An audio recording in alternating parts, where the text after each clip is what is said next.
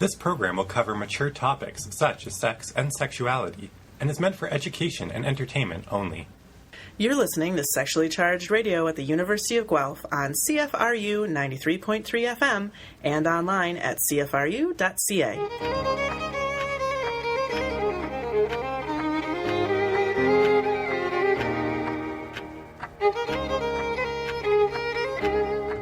Welcome to Sexually Charged Radio. I'm Ruthie. And I'm Thomas. And we are here answering your questions about sex and relationships. How are you doing today, Thomas? I am just fantastic. How about yourself? I'm doing. I had long meetings today, so I'm a little bit brain melted. But I am always eager to talk about sex and relationships, so I think this will be good. Well, we've got some interesting questions today, so hopefully that'll bring some energy. Thomas, it's your favorite subjects are really popular today. Vulvas, clits, and female orgasm. So it's all of your favorite things, Thomas. I mean, I'm just going to have so much personal experience to be able to bring to the table here. I just don't know what to do. Okay, I can make up for it for you. Okay.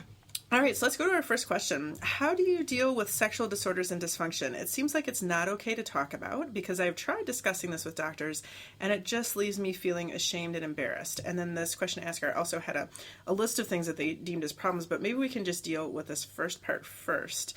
What are your thoughts when you hear this question? I think it always starts off with a bit of disappointment in terms of the medical profession. Mm-hmm. I mean, the fact that someone wants to have these conversations with their doctor and then they don't feel comfortable doing it. You know, what is it about that dynamic that isn't allowing openness of communication when doctors can only make better decisions and better recommendations when they have a full story, when they have someone who honestly wants to communicate about these pieces of their life? So for me, that was the initial response, is saying, you know, how unfortunate that this individual couldn't have an open conversation with their health practitioner. Yeah, and I think about those conversations having to be earned by the health practitioner too, though. Mm-hmm. You know, teaching in a mental health program here, I'm aware of the regulations and requirements for training around the topic of sexuality, at least for mental health care providers in the fields that I'm familiar with. And, you know, that requirement is a pretty low number of course hours. It can differ a little bit by mental health fields, but nowhere are mental health practitioners required to get huge amounts of training. And my understanding from my friends who are physicians and family practice folks is that they don't have a big requirement there either for it. So this is always something I think about where, you know, we kind of think of our healthcare providers on a pedestal, and in some ways they should be. At least in these areas of expertise. But we imagine they kind of know everything about everything, and they're open-minded about everything because they hear lots of stories. But they're also, you know, when they're not at work, they're just you and I. They're the same people as us. And so they come in with the same, sometimes discomforts or lack of information, which is not how we want to think about our healthcare practitioners, but can be the reality of it. And I always wish there was more mandated training around this for all healthcare people, which is part of why I like teaching this program, because we do so much more of it here, but it's not a requirement. It's just something that we do. So I'm also wondering about that, and how do you know when it's okay to talk to your healthcare practitioner about this? What do you go by? So I've always made it a practice that my first meeting with a healthcare practitioner, so if I'm looking for a family doctor, and, you know, I go through almost an interview process with them, and when I first get into that room, I say, you know, this is who I am. This is what I care about. These are my concerns. And I try to read them in terms of how can they respond to me about these issues. Mm-hmm. Do they illustrate physical discomfort when I come out to them? Do they indicate an eagerness to talk about certain parts of my life that they might not know about? So they might ask questions. Okay, can you tell me more? And that's a really good judge for me to say, here's somebody who's willing to learn, who's willing to have these conversations, who understands that these are things that matter to me, and they're going to be open to it. Now, sometimes when I've done those interviews, and I've probably done it about 5 times as I move different places, you know, sometimes you don't get that. You get the sense of someone's being really welcoming at first, but then for later visits, you realize maybe they don't have as much knowledge in this area as they had originally said they had, mm-hmm. or had alluded to. But then I always see if they're willing to do more information seeking. So are they the kinds of doctors who you bring up an issue and they say, I'll look into it and I'll get back to you. Or the ones who sort of just shrug their shoulders and say, I don't really know about this. Or they try to give a half answer. And so for me, that's when I'm a little more concerned, and that's when I start to look for a new doctor. Yeah. What about yourself? Well, I think about this as kind of one of those weird benefits of being in an oppressed group sometimes, which is that you have to get good at things that other people don't have to face. And so, yeah, for me, I sit down and I talk with my doctors or health or mental health practitioners right off the bat. These are the categories that are important to me and relevant to me that I can't take for granted that you might know or be comfortable with. And here are some things that have gone wrong with my with my last doctor that I'm leaving or whatever the case may be, so that I'm talking to the new person about what my expectations are. And they don't have to do what I want. They have to let me know if they're on the same page as me. Mm-hmm. And I hope that they'll be honest about that. So, for myself as a person of size, so as a fat person, when I go to one of my physicians, I want to know that if I come in with a concern, yes, they have an obligation around body weight and health and things like that, but are they also going to treat me, and look at the things that they would look at for someone who is thinner than I am but having the same problem? Will they look at and consider those things as well? So that's always a bit of an uncomfortable conversation to have, but I have learned that facing that discomfort in the beginning makes it easier later when I have to bring up those topics again, or if I'm being concerned, or if I'm concerned about how I'm being treated. Since I'm used to having to bring these things up about being sex queer and gender queer and my weight, I'm used to these conversations, and I have come to take it for granted that I'll have to have these conversations over and over again.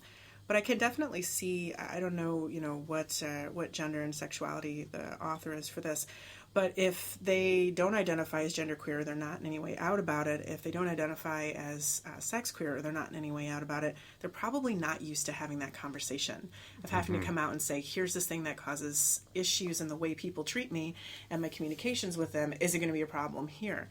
And if you haven't been forced to have that conversation over and over again in your life, then it can be unimaginable to try and have that conversation about anything about sex or gender or body size or any of those other things, which is what I mean by kind of one of those benefits of being in an oppressed group. Because I have to deal with this crap all the time, I'm now somewhat used to it and have a bit of a thick skin, and am used to kind of giving, a doctor that's not working out the side eye and leaving, going somewhere else, and I've stopped taking it personally at this point.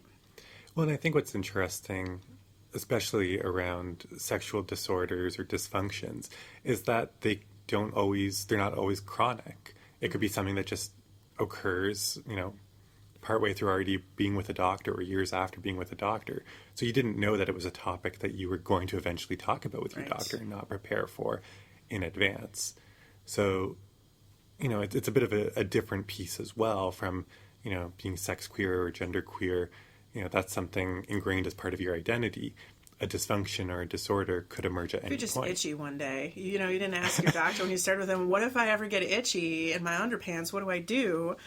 That's not a conversation that maybe you were prepared for, especially if you have suspicions as to why you might be itchy that your doctor could use to know, but you're not sure you can tell them.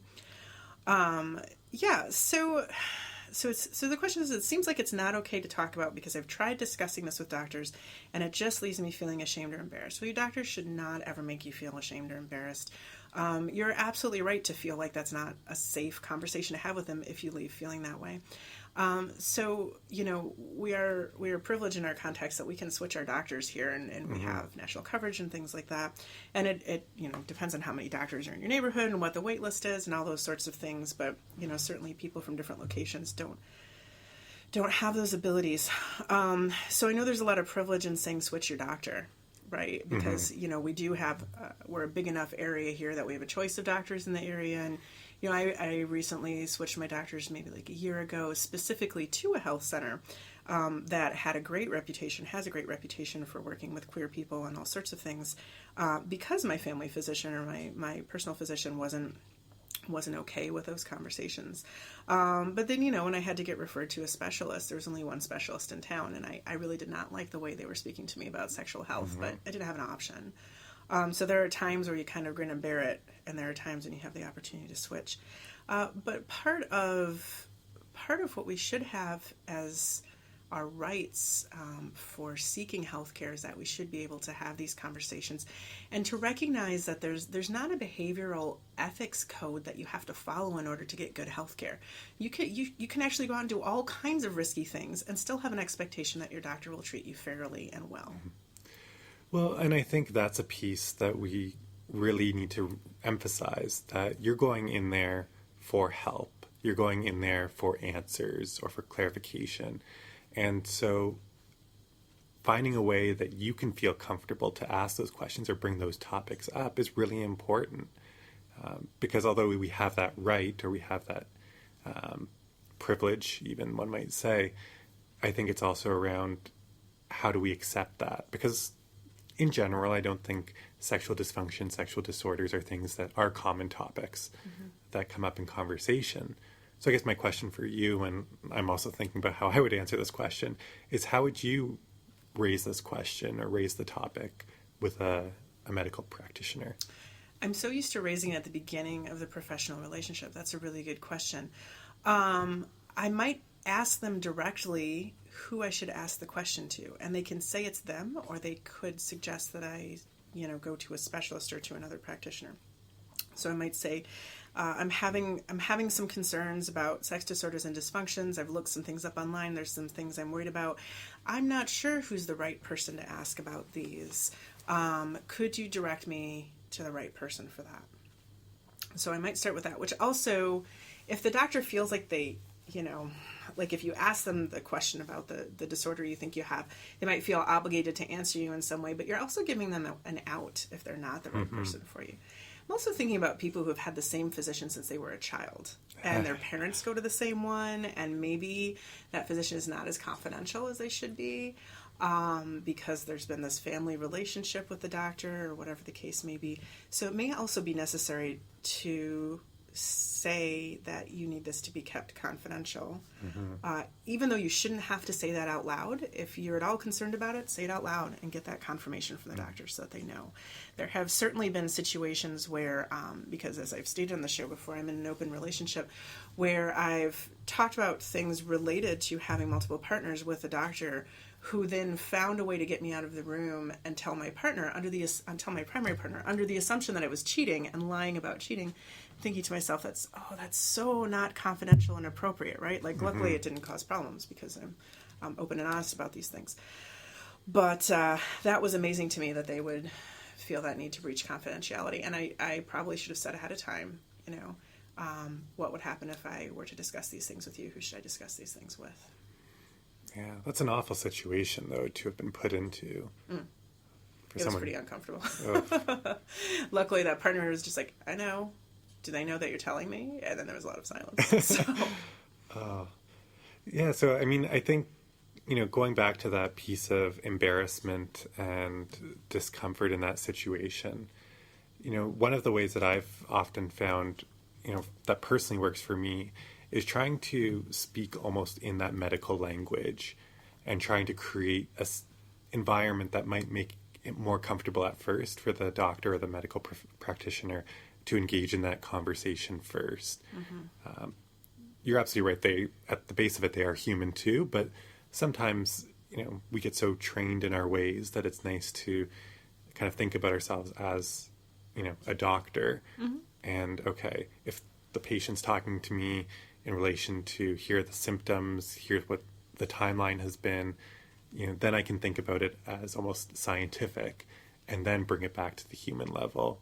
It's like making little bullet points about it instead of just kind of that verbal vomit because you're distressed and how is this going to go when you're itchy or whatever the problem is. Yeah, because something like that could sometimes catch a doctor offhand because they are human and they might not have been expecting that information to come at this point because your appointment was coming in for a cough. Well, doctors see worst case scenarios all the time too, right? So that's something that I also am looking for when I'm finding a doctor is that they're they're not going to look at everything I'm doing purely from a trying to reduce my risk perspective. I would like information about reducing my own risk because that's what I want. But when I'm talking to them, I'm often sharing this information as a context so they can give me better health care. And if they're really dedicated to having me live in a different way, then that's not going to work well. I'm not going to stop getting tattoos. I'm not going to stop having an open relationship.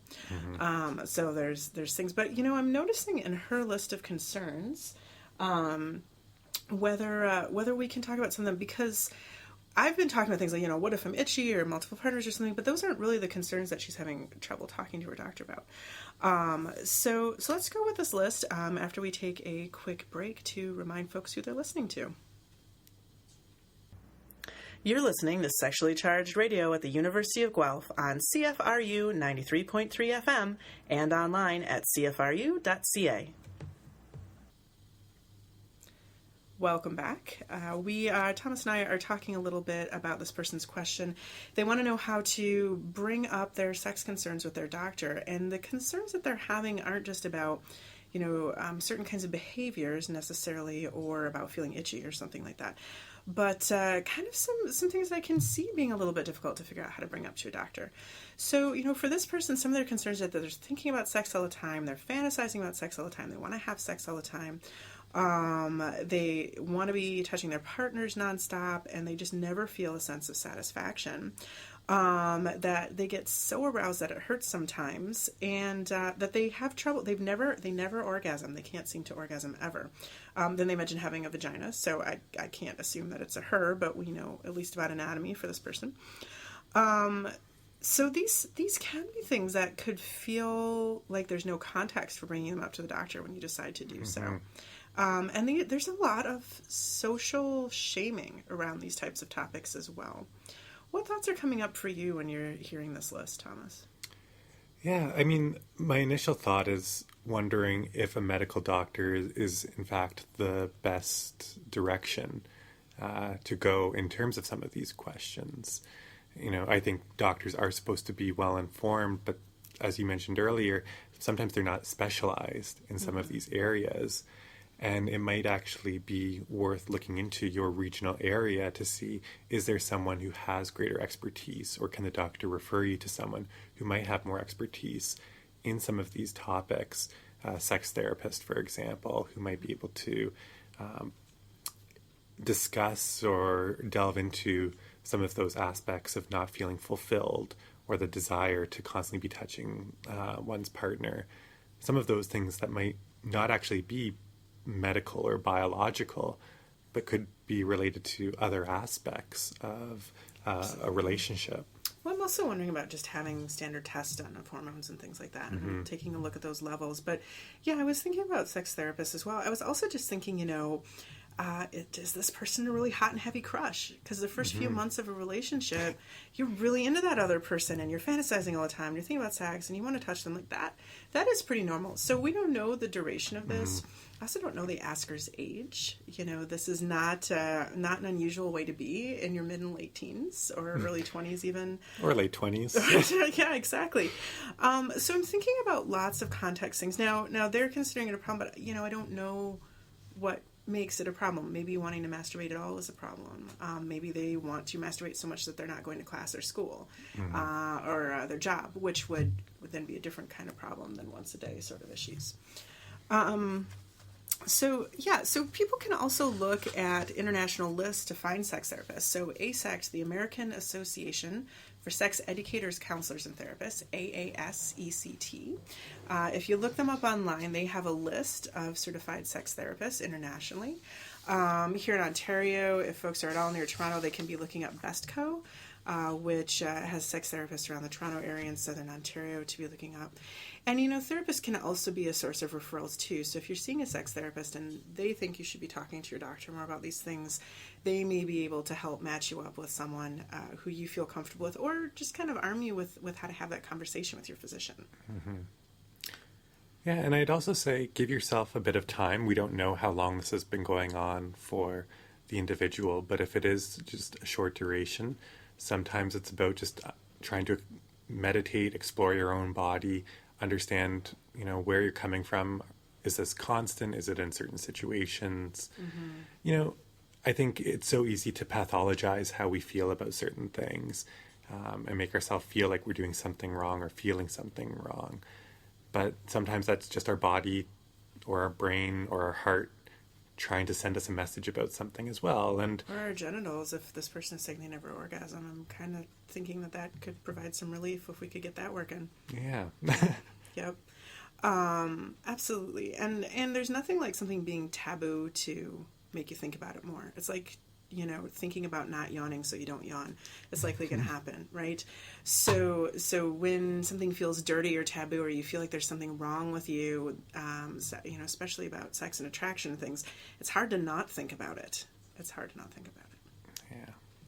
Well, shall we move on to our second one? Yeah, I think so. Okay, there's so many good ones here. I promised clits and vulvas, so we should probably do some of that. Hello, my question is kind of embarrassing. I hear that a lot when people ask me questions. But I was wondering if you could give me advice on finding my girlfriend's clit when I'm going down there on her with my finger. So not going down, not oral sex, but anal sex. I know what the clit is and where it's located. Like if I looked at a picture, I could name all the different parts of the vagina. It's in the vulva, not the vagina. It's just that she says I'm not always on just that right spot and that I should be able to feel a little bump, but I don't feel anything. And I don't even know if she's talking about like her clit hood or her clit itself. And most of the time I can still get her off. I know I'm generally in the right area. It's just frustrating because I want to be able to please her as much as possible. And we're not having sex or even oral sex at the moment. That's as far as we've gotten. And she's religious, so it probably won't be happening soon. Then he goes on a bit and explains that everything seems to happen in dark locations, like the backseat of a car or a dark room, and probably if he could just get some light in the area, that would probably make a difference too. First thoughts on this question, Thomas? Well, I mean, the first comment that comes to mind is that I probably would have gotten the terminology wrong there as well. So this isn't exactly my area of expertise. We can all know what a vulva is, Thomas. We can, and that's a great learning moment for myself. So the vulva is everything you can see from the outside on folks who are assigned female at birth. So that's where pubic hair is. You can see, and by outside I mean basically everything except the vagina in that area. So the vagina is an internal organ. So the outer labia, which are like the fuller outer lips, some people's are fuller than others. Everywhere where the pubic hair is, if there's inner labia, which is kind of the more like thinner kind of inner lips, clitoral hood if there is one, and just kind of all that area and the opening of the vagina. But the vagina itself is the internal part. So whenever I hear people talking about shaving their vagina, I really clench up physically when that happens, because that's not where you're supposed to be shaving, if you are shaving at all. So anyway, to explain what vulva is. Okay. That's helpful. I was, I think I needed that clarification. So, you're welcome. So we can all benefit from learning about the vulva, regardless of whether we have a vulva or want to be engaged with a vulva or not. But anyway, and the word vagina colloquially is what people use. And if I weren't such a sex nerd, it probably wouldn't bother me at all. But I am. So there you go. So I'm one of those people who was in the vagina monologues, yet kind of winced at the end, kind of was into the monologue about the word vulva. So anyway, back to this asker's question, trying to find the clitoris, especially in a low light situation. Mm-hmm. So let's talk a little bit about where the clit is located. So it's a small, very intense bundle of nerves that is, it varies in size from person to person. And the concentration of nerves is higher than that in the penis, and really the only known purpose of the clit is pleasure. So, yay. All the more reason to invite it to the party. So for most folks who have a clit, that's kind of the home of the orgasm for people. And so there's all this old Freudian stuff and things about how a mature orgasm is a vaginal orgasm, and we don't need to invite the clit to the party, and that's just junk. So there are plenty of people who prefer internal stimulation. The clitoral nerve kind of swoops on back past the vagina and stuff. So the clitoral nerve itself can also be stimulated internally more easily for some people and for others. But the clit is really important to orgasm for the majority of people who have them. And for some folks, that's really the only route there. For many folks, that's the only route there. So finding the clit, it's always located north of the vaginal opening. So it is not hidden inside the body. And it's anywhere from roundabouts a half an inch north of where the urethra is, but don't get scared. The only reason we measure from the urethra is because it's really hard to determine exactly where in the opening the vagina counts for putting your measuring tape. And the urethra is located right in that area, so that's where they do the measurement from. So it's about half an inch north of the vagina to up to maybe 2 or 2.5 inches north there. But it's always straight up in a straight line. And it is a little piece of erectile tissue. The nerves involved in the erectile tissue involved are actually, there's quite a lot there, but most of it is inside the pelvis, so you're not getting access to it from the outside. Now, if people have a kind of vulva where there's not a lot of tissue, there's not a lot of skin going on, then you can see the clit directly really easily. If they have like a lot of clitoral hood, a lot of inner labia and things, then there can be a lot going on, but that doesn't mean that the clit has run away or hidden somewhere strange. It's in the same place it would be anyway, you just can't see it as directly. Now, because it's erectile tissue, a clit gets an erection just like a penis or a nipple, or just like the inside of your nose when it gets all stuffy and funny, because there's erectile tissue in your nose too. Who knew? But Clearly not you so, did. Yeah, not so much the sexy kind for most people. So if there isn't that much covering the clit and it is erect, then you can feel a bump there, right? Now, it could be that when this guy's girlfriend is touching herself, she's more aware of feeling it because she's feeling it from the inside and the outside at the same time. Now, if there is a lot of skin and tissue over it, it can be harder to feel it by touch. But I'm also thinking about just how he's gotten to know the lay of the land, the geography and topography, if you will, of that area. Because if there's no lights on and there's always just this kind of fumbling that I'm picturing from the description, have you had the opportunity to just calmly feel how that area feels different from other places? Has she ever picked up his hand, put out his pointer finger and put it right in the right spot? So that he could have that opportunity to know it by touch, if not by sight. I think he's onto something that he needs a light on. There is absolutely no shame in giving each other a tour. Yeah, well, and I think that's a piece for me that really is illuminated in the situation, or should be illuminated. Yes. Is, got to put a pun in here every once in a while. Absolutely. Is I think we need more time dedicated to just, exploring the body in maybe a sensual way, but doesn't have to be, but just a way to say, okay, this is what my body is. This is where this is where that is. In any situation, this is the parts that I like to be touched. These are the parts I don't like to be touched. This is how I like to be touched. And these are certain situations when I really don't like this area to be touched. It's not exactly the most sexual or sensual of situations. Well, for some people, maybe it is. But it's so important to just be able to have that moment where we can become familiar with the bodies in a way that doesn't put pressure on us to perform. Yeah. And I don't know that that necessarily matters regarding that the gender of the individual really matters in that situation. Individuals who are cisgender males should feel just as much able to communicate about where on their bodies they like to be touched as much as within the vulva. Absolutely. Yeah, and I think people think about cis men's bodies and think, it's very simple. It's like, it points at what it wants, and there you go, you can figure it out. But there's a whole complex range of areas there, and different people like different angles and different pressures and different types of touch and things like that as well. So, this does definitely go for all body types. Absolutely.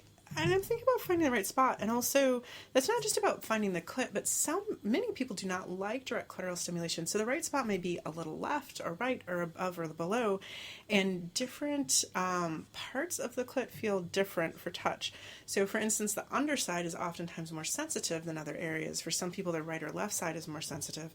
So that's all the more reason to have this invitation to get to know each other's bodies, because, just touch it right here and you'll figure it out. It's not that way for everybody. And if we make that assumption, we're making a grievous error about our partners, whether you're in a committed relationship, so like it sounds like this is a longer term thing, or whether you're just having casual sex. If you assume that your partner's body works the same as the last person you were with, that can only get you so far.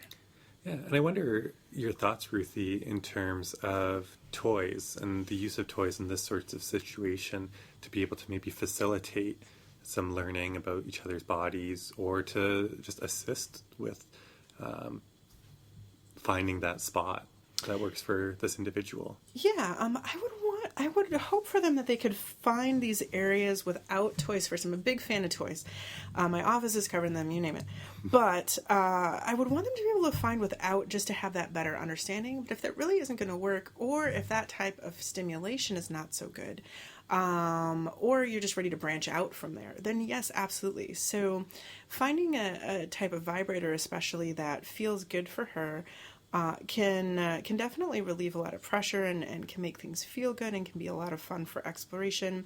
It may be less important to get it right in a very specific spot. It really kind of depends on her and her anatomy and what she likes. Some people really need certain pinpoint vibrations, and it really does matter. But having those avenues for exploration of different areas would be great too. I just hope that they can, find a time and a place where they can explore a little. And I really liked what you said about without that pressure of having to perform, but that invitation to each other's bodies, and to show each other and to learn about each other, which is a really good investment, whether it's casual sex and you're spending 2 minutes learning each other's bodies first, but just for the purpose of learning and getting to know each other, or whether it's a longer term thing where you're really kind of making an investment in each other. Yeah. Any other closing thoughts for this one?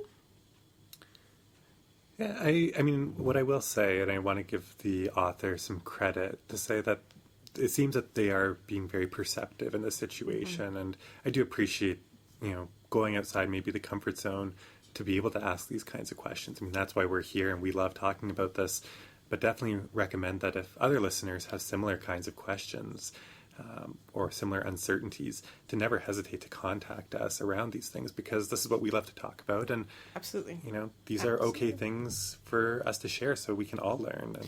And there are great websites to look at with your partner too. So, there's Scarletine and Ask Alice and all these great websites where people can also be finding illustrations of these things, because, she may not know exactly what everything looks like down there or even be comfortable with it herself.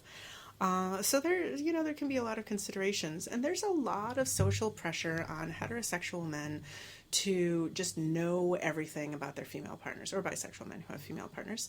And that's an unfortunate pressure, right? For him to kind of be the knight in shining armor around her orgasm and body, and she doesn't have to know these things, or she shouldn't know these things. And that becomes problematic for everybody. That really doesn't serve anyone well at all. All right. Well, thank you for listening to us here on CFRU.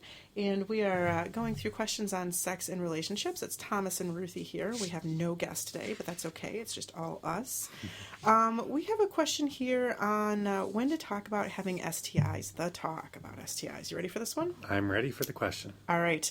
I see a lot of advice online about STIs and having the talk for potential long-term partners, but nothing in regards to casual sex, which is probably a greater transmitter of STIs than long-term relationships. Several months ago, I was diagnosed with HSV-1. What is that, Thomas? You know what? I am not entirely sure. Oh my goodness, let's Google it up. Diagnosed with HSV-1, though apparently I'm asymptomatic. But I'm not yet convinced I have it. The clinic that gave me the results botched some things, so I'm still checking this out. Meanwhile, I've been invited by another member of a sex dating site on a camping trip in a few weeks. I've not yet even met this woman, but it's a big deal for me because I've always dealt with shyness. I'm wondering how and where to bring the HSV issue up. She lives far away from me, so I think we should do this before the long trip. I've also been wondering about how to handle the subject for casual sex in general, or should I just deactivate my profiles on sex dating sites? My long-term relationships have not gone well, and I'm just hoping to stick with casual sex for the foreseeable future. Any help you might be able to provide would be deeply appreciated. What'd you find, Thomas? So, it's just loading, but what it seems, it's actually herpes virus. Okay.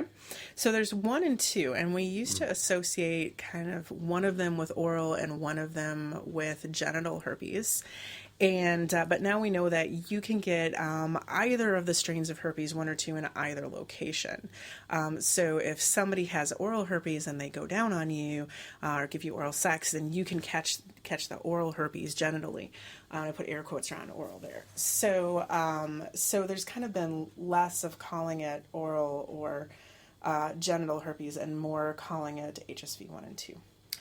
So herpes is a skin-transmitted, sexually transmitted infection, and it causes blisters that are really uncomfortable, and you can feel sick. And For some folks, it can be for everyone, it could be contagious between outbreaks, but for some folks, it's more likely than others, and called shedding of the virus. So there's all kind of information you can ask your physician about. We are not medical professionals of that nature, but this is all the good information from those folks that we're reading.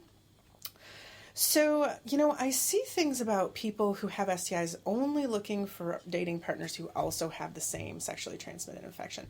So people who are HIV positive only looking for other people who are HIV positive. People who have herpes only looking for other people who have herpes or a specific type. And other types of sexually transmitted infections as well. What are your thoughts on that, Thomas?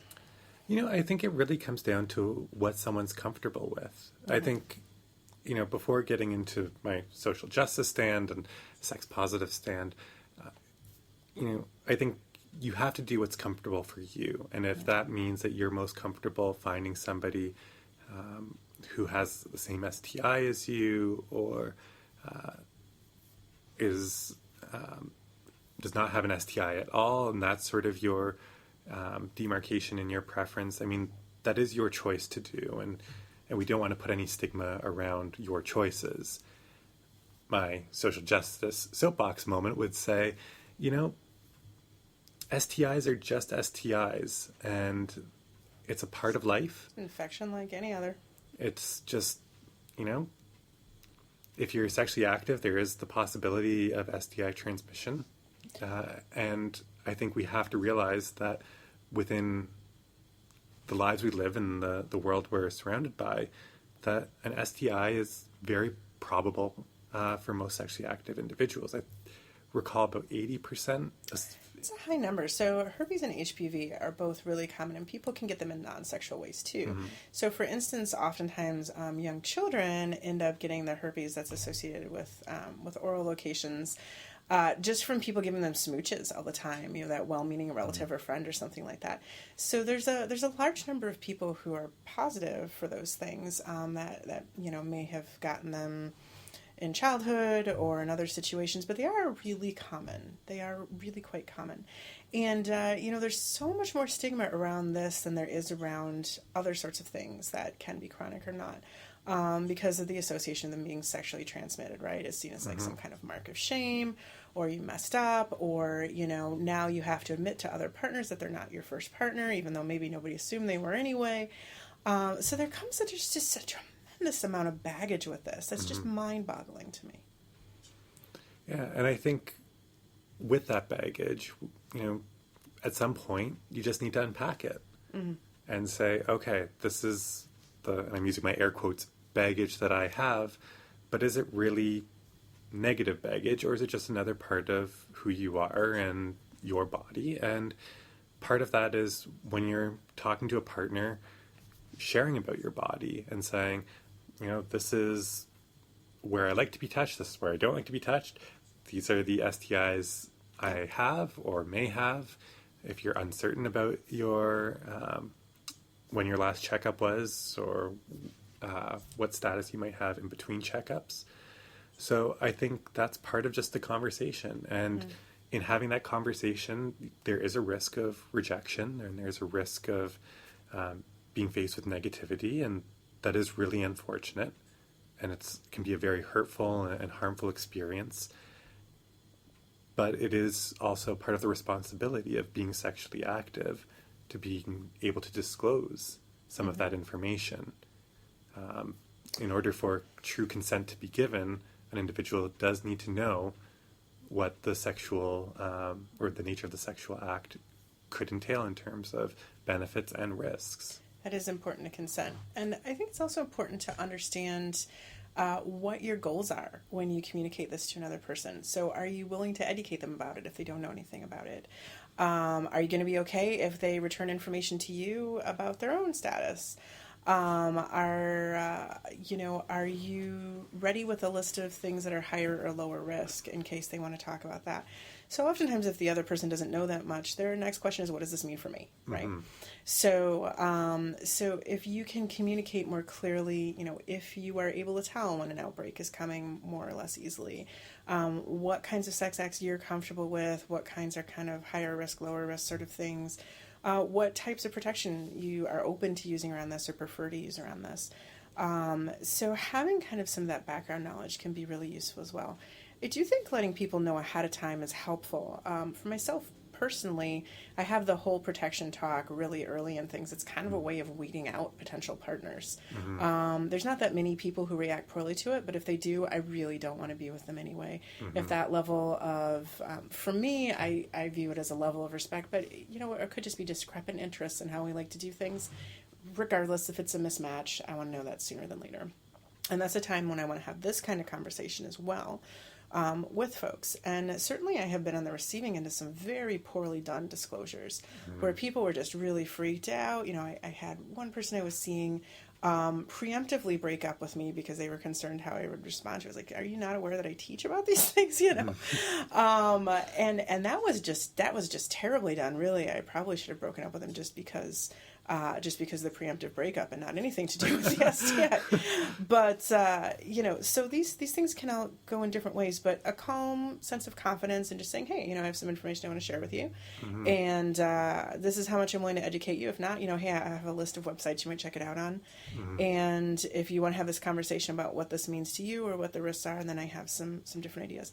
And, you can also say, if a person says, okay, but then I don't want to touch you in that area at all, that doesn't have to be okay with you. You don't have to settle. It may just mean this partner isn't a match. Yeah, and I really like that piece of advice or that comment. I think it's very common to think along the lines of, well, if they then say yes, then I just need to accept whatever conditions they put on it. And no, we all have a right to then determine our level of consent. That, okay, they've said consent here, and now let's negotiate as to where our comfort levels meet each other, rather than you having to settle or feeling that they're doing you a favor, because that's not the case. No, not at all. And the other thing I think about when people are looking specifically, when I asked that question earlier, just for folks who have the same diagnoses that they do, is I always wonder if they think that because they've caught it once, they're not at risk for anything else around that. So when I see people who are HIV positive only looking for people who are HIV positive, or people who have herpes only looking for people with herpes, I worry that they think that they don't have to worry about protection stuff at all, when you can still get herpes at other sites and locations on your body from yourself and from other people. And when there's actually lots of variations and types of HIV and things like that too. So also just knowing you should consult a health professional about what these risks are, and not assume that just because you have something doesn't mean you can't get another. For instance, like you can have the cold, but the cold is really lots of different types of colds. You can catch more cold germs and have double colds.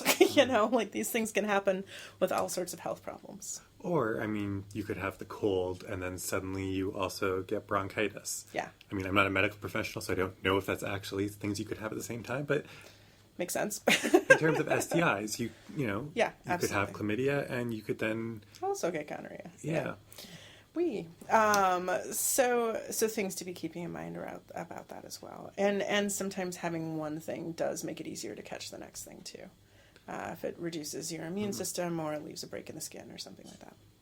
Yeah, so I guess my question, hearing this author, and for me, it would be, the next question is, well, how do you start that conversation? What are some easy, simple lines that you could use to initiate having that dialogue? Yeah, so what comes to mind for me is hopefully they're having some lovely dirty talk conversations about what turns them on. I imagine they are. And for lots of folks, including myself, this becomes a conversation like these are the things that I hope to do if you're interested in this too, and here's how I hope to do them. This is what I do around protection. This protection is especially important to me because I have HSV, because I have herpes. And so you might have some questions about that. And then move forward from there, and just kind of a matter-of-fact sort of way. And I don't, some people don't want to have it with the pleasure conversation. I don't think it has to be divorced from it, but those could be different conversations as well. It depends on the situation. If this is a hookup where it's a one-time piece, chances are those conversations are going to happen very close together. Yeah, if there's any conversation at all. Yes. And I think that's a very important part to realize as well, that when that conversation doesn't happen, it doesn't mean that somebody doesn't have an STI. It means that conversation didn't happen. Just so there was not talking. Yeah. no opportunity for that information to come out. So, that assumption or that presumption that individuals are STI free, unless they disclose, we also have to be very cautious of. It's not working so well in this world so far. Yeah, absolutely. So just like in all things of life, just because nobody says anything doesn't mean it's not happening or doesn't exist. So then I guess building off of that would be, how might you inquire about someone else, or do you leave it to someone else to disclose that information to you? Or do you just assume that everyone has something and use protection according to that? We're giving each other looks and shaking our heads. Well, the universal precautions idea, like it's what's in food service, right? You assume that you have to have barriers on your hands, gloves and things like that, because you just assume there's germs everywhere. And truly in a restaurant there are, and in most other places. So this kind of universal precautions idea of making sure that, you're thinking to yourself, everyone is a potential risk in some ways. So, at events that I teach at and attend, it's not unusual to see people who always use gloves, always use condoms for oral sex or dental dams for oral sex, and that nothing happens without that barrier going on because they're not having those conversations. Mm-hmm. So they're just assuming that this person could have something that they don't want to catch. So there are different ways of going about it. And I'm aware that outside of these events, it's much less common. But it's interesting for me as someone who, is at these events regularly and sees this tons of barriers going on all the time with what would otherwise be higher risk sex. And then at the same time, recognizing that in kind of the rest of the world, people are uncomfortable with those conversations. But there's whole groups of people who have figured out how to have this conversation with partners that they're not talking with at all. Yeah. And I think also it's really important to remember that frequent testing is always recommended when you are sexually active, whether you are using barriers or not. Just to ensure that as you are continuing to engage in sexual activity, that you're always aware of your status so that you can properly inform your partners about your status and be up to date on that. Mm-hmm. My little public health. There you go. Thank you, Thomas. I'm so glad you're here. And I'm so glad that all of you are listening to CFRU here at the University of Guelph. You can also listen to us online. We are Ruthie and Thomas. And I think we probably have time for one more question. Did you have a question, Thomas? No, I was just sad that our time for this show is already getting close to wrapping up. Yeah, we got just a little over 10 minutes left, I think. So let's see what we can find. We could do another vulva and clit question. I know that I did make promises around that. Well, you did, so we should probably... We should probably go for another one. This one includes a bit of religiosity as well, so I think that'll make this one an interesting question. My question is kind of an odd one, but here goes. That seems to be a theme, odd or embarrassing. My girlfriend does not want to have sex for religious reasons until marriage, but we do just about everything else. One thing she loves to do is to grind on me nude and to rub my penis on her clit. It's something that gets her off very fast, and I feel like it's one of the only things that really gets her off, so I'd love to be able to keep doing it for her. My question is if you think there's any chance of her getting pregnant from doing this as long as there's no penetration. And do you think it's safe for her to grind on me when there is genital-on-genital contact? I know this is sort of an odd question. No, not that odd at all. And pretty graphic. Trust me, I get more graphic. I would really appreciate any feedback. Thank you for doing what you do. You're very welcome for doing what we do, and thank you for asking this question, even though it felt odd and graphic to ask. And you are one of very many people with this question. I have no doubt. I personally went to a Catholic high school, so this question sounds like most of my classmates. Not me, of course. And it's a good question. So this kind of grinding activity. So when we're talking about risk, we're talking about pregnancy and we're talking about sexually transmitted infections. So these are two different areas to be talking in. And they're good questions to ask. And this is often not covered in sex education classes. There's so many creative ways to have pleasure, and I'm pleased that the two of you are able to have a creative way that you both feel good about. assuming that you both feel good about it. Sounds like you both feel good about it from here. I hope you do. And that, is in alignment with whatever, religious reasons and ethics that you may have. And, but yeah, this is not something that's talked about very often. So we have skin-to-skin contact. It sounds like there's not a condom being used, and we have two genitals in the vicinity of each other. What do you think about this, Thomas? Well, based off of, I think I would read it the same way.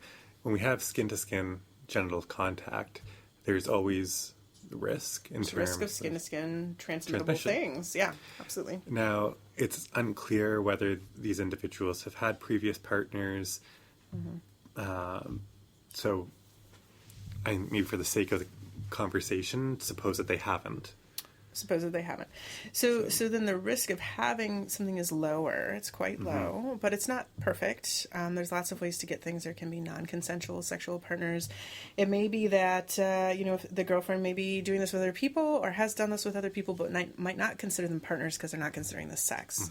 And same goes for him. So there can be lots of things that people don't count or shouldn't count as sex. And, but that doesn't mean that it doesn't count as a health risk. Yeah, and I mean, there are certain things that can be transmitted, as you said, in other ways, and there could be lacerations on the genitals in which there could be a bloodborne infection, transmission, or through other bodily fluids within that region. Yep. So, I mean, there is always that risk component. Yeah. But I think the risk of this is lower for some things, but not lower for other things. Right. Yeah.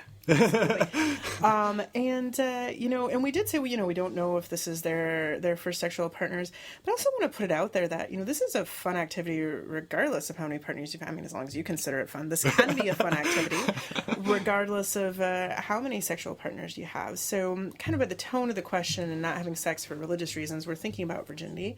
But, I don't want to make it sound like there's some things that feel good that you should grow out of when you have more sexual experience. That always just makes me sad. I run kissing workshops sometimes. And in this, people, come with a partner or more, and I walk them through different kinds of kissing games, and they basically make out for me. And I get paid for this. But part of the reason I run the workshop is because just basic kissing becomes something that people overlook. Just like masturbation or hand jobs become things that people say, oh, I'm past that now. I'm doing these other things. Yeah. And we end up missing those things, right? Those things always remain fun, no matter how old you are, how long you've been in a relationship, or how many partners you've had. Because you can do them different ways. You can just try them at different times in your life. Things feel different to you. Yeah. Maybe it's just your thing. Do it the same way every time. It's great. Whatever. Yeah. Absolutely. So the other thing was pregnancy risk. And so it's not just during orgasm and ejaculation that sperm is around. So it's pretty normal for people who have penises to have, kind of this liquidic stuff, this clear stuff that comes out when they're aroused, and this pre-cum, if you will, and that can have sperm in it as well. And there's kind of some debate as to how much is in there, but it's definitely a possibility. And so it may be a lower risk because it's still, got to swim its way in and all that stuff, but it still remains a risk. Absolutely. So what to do about that? If she's interested in being on birth control, and you can come up with all kinds of reasons for that. Plenty of young folks have been put on birth control, for acne, and the side effect is they're not so worried in these times. Or whatever the case may be, that's an option. That won't help with any STI stuff at all. Yeah. But you can look at using condoms and see how that works for you, remembering that there's different materials that they're made out of and different textures. You may find ones that feel even better to her for this particular purpose as well. There's also, and better for you as well. Yes. In that situation. Definitely. So there's different options with this for sure. But I am happy that you found something that you like and that you're thinking ahead in this way. So having good conversations with each other about your risk factors, and, we also each get to decide what kind of risks we're willing to take on. So often folks who are educating about sexuality or discussing it will try to navigate people to as close to a zero risk situation as we can, because we, you know, that's just kind of what we're all taught to do, is reduce each other's risks as close to zero as we can get them, even though we know we can't get to zero. And maybe increase pleasure at the same time. Hopefully. But it is up to the two of you to decide what level of risk you want to take on, and to know that, right? So it may be that you're willing to take some kinds of risks on things, and if that's the case, then you need to have a plan for what you're going to do if those risks end up happening. So if you think that the pregnancy risk, after you've done some more research on it, is allowable, and that you're both okay and comfortable with running that risk, you know, what is your plan if a pregnancy does happen, so that you kind of have that option in mind, and you know about that too. And then it's a well-informed decision as you go forward, knowing that if something were to happen, pregnancy were to occur, that it's already been talked about beforehand. It relieves a bit of that stress in the worst case. Well, I shouldn't have used the worst case scenario phraseology. Well, because this sounds like something they don't want for them. Yeah. But in that case, that scenario should happen. Then, you know, you already are well prepared for it, because, you know, there's a responsibility that comes with having sex, and part of that responsibility is being able to have these conversations beforehand. Yeah. And with all of these STI questions that we've had, sexually transmitted infection questions, they're the same thing as far as the risk goes. Some people don't mind taking more of a risk. For them, the pleasure is worth it. But then also be thinking ahead, like, okay, how can I have this conversation with my doctor? Am I getting tested often enough? If I do catch something from my partner, am I prepared to tell my other partners? Will that be something that we can all do with each other and we can trust each other for? Will I be prepared to talk to my physician about how I want to treat it? Do I have the financial well-being to be able to pursue those treatments and options and things like that? So, you know, those are never decisions you want to have to make in a moment of panic. So kind of knowing, okay, so I'm accepting this level of risk, and I'm accepting responsibility for having a plan for what I'm going to do around this level of risk. And, you know, my other partners are aware of that, and we have mutual consent going on. Oh, that was such an adult conversation. It was. This was very adulting. So any closing thoughts about any of these questions at all as we wrap up for today? You know, I've learned a lot today. I feel like I've expanded a lot of my realm of knowledge, so thank you, Ruthie. Erectile tissue in your nose. I learned that from a vet friend of mine. Yeah, that's going to give a whole new meaning every time I blow my nose. I didn't even think of that. How did I know? Sometimes I miss the most obvious puns, Tom. I'm like, what am I doing in this field? I just said, what am I doing in this field? We can edit that out. What am I doing in this field? that I miss puns like that. Oh my goodness, I should stop before I fall any further behind. Thank you so much for joining us on Sexually Charged Radio here on CFRU out of the University of Guelph. Remember, you can stream us online as well. I'm Ruthie. And I'm Thomas. And we will see you next time. Got a question for Sexually Charged Radio? Send it to asksc@uoguelph.ca. But please do note that not all questions are guaranteed a response or acknowledgement on the show. We'll let you know if your question's been selected for discussion. Your name will be omitted from the show, but your question will be read out loud if selected. This account is monitored by a peer wellness educator from the Wellness Education Center at the University of Guelph, not by the host of this program.